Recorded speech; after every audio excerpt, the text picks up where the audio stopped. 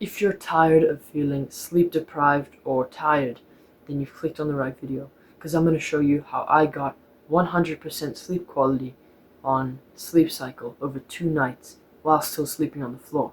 Just starting off with the morning. In the morning, the first thing I'll do is get up and I'll go into the shower and I'll take a cold shower.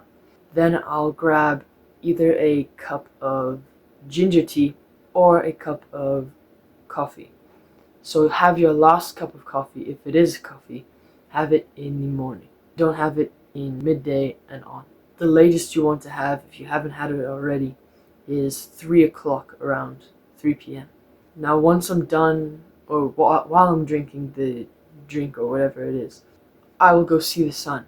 It's not risen yet, but I used to open this window and get the sunlight in my eyes through the mesh, because there's mesh so that bugs don't come in. But I learned that it actually is only really effective if you're in the environment where the sun is everywhere. So now I just go outside and get sunlight into my eyes for about 10 minutes. What that does to you is it balances out your circadian rhythm. I think that's the right way to say it. But your circadian rhythm is basically like your primal brain telling you when to wake up and when to go to bed, when to feel tired and when to feel energetic. So if you start the day with it rising and you end the day with it setting, then your circadian rhythm will be pretty good. After I go view sunlight, I usually come right here to my laptop and do some schoolwork or do some work. And that gets my brain working. Through the rest of the day, because that takes a long time, but through the rest of the day I do a lot of training. I do my own training on the bag, I do MMA on the bag, sometimes I do sparring with my brother, and at the end of the day I usually do 1, 2, or even 3 hours of jiu-jitsu, Muay Thai, and MMA at a gym. And so with the energy that I have throughout the day, I usually spend it all by the time it's nighttime. I'm really tired, so I can fall asleep quickly and have better quality sleep. Now for during the nighttime, you want to cut out all overhead lights. If you can, view the sun setting, but if that's too late, then don't leave it too late. Overhead lights like the one I have on in my room right now are really bad for your sleep if they're at night and it's pretty much dark outside.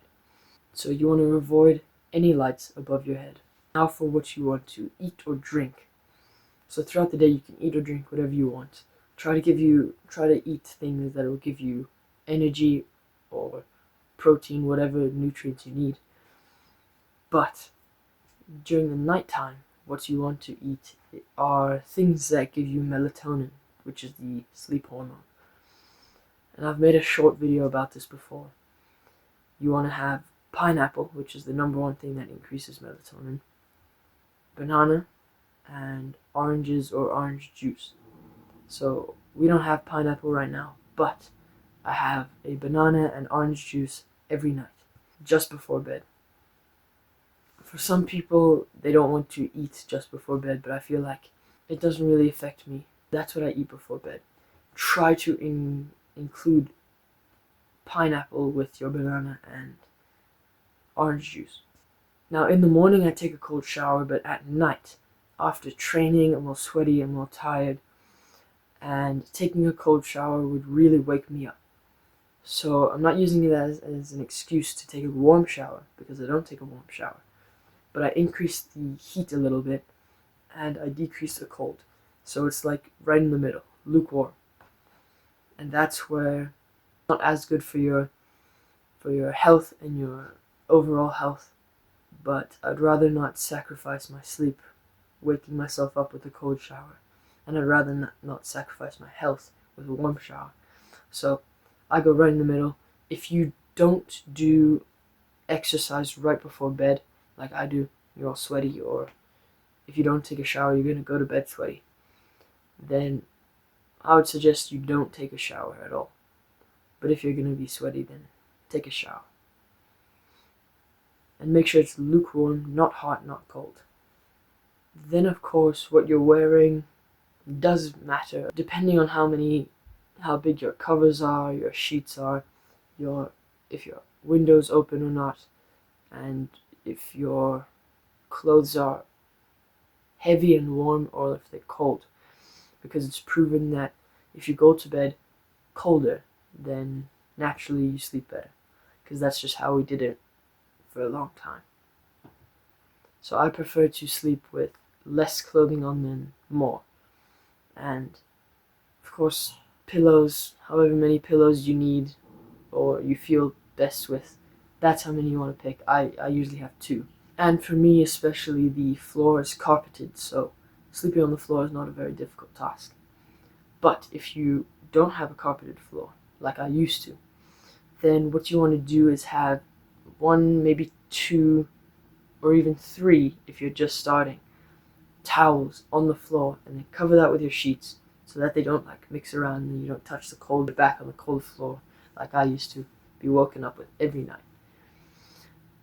So towels, cover it with a sheet, and then put your other sheets on and covers. Once you've got three towels, you want to work it down all the way to 1 or even none. You can also use a yoga mat for that. Also, the banana and the orange juice, as well as the pineapple, you want to have those around in the same 30 minutes, in the same half an hour that you go to sleep. But before that, you don't want to have eaten for about 3 hours or 4. 3 or 4 hours. The longer the better, but I would say around 3 or 4 is the best for me, or what's worked for me. Brian Johnson, if you know the guy who's like spending millions on anti-aging and stuff like that, that guy, he did a video on how he increases his sleep to get 100% on. He said he didn't eat for the last 9 hours before he went to bed. So, the longer the better. Now the last thing, the amount you sleep. To get better sleep quality, you need to sleep a certain amount of time. I'm not going to tell you how much time that is because I don't know who you are and what you do. It's different for everyone. But I would suggest that you go to bed and wake up at the same time every day.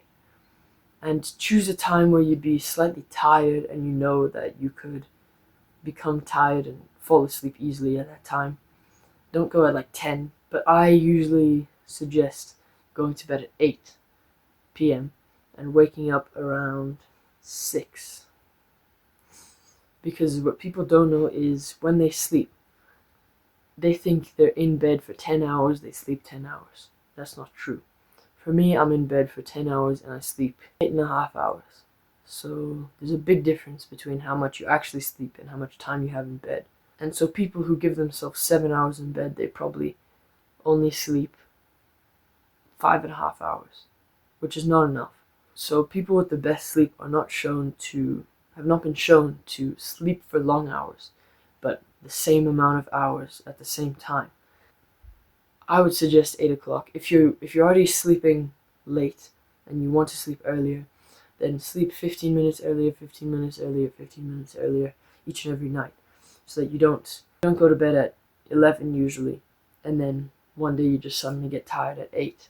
It's not how it works, because I dealt with that. I would suggest for you to wake up as early as you can, while still getting the amount of sleep that you need. But for me, in my situation, I always go to bed late because training ends at about 8, and it's a 30-minute drive away. So I have to get to bed pretty late, and so I wake up pretty late as well to make sure I get about 10 hours in bed. Here was my sleep last night, 2 nights ago, and here's my sleep last night. I hope these tips and tricks helped, and sleep well.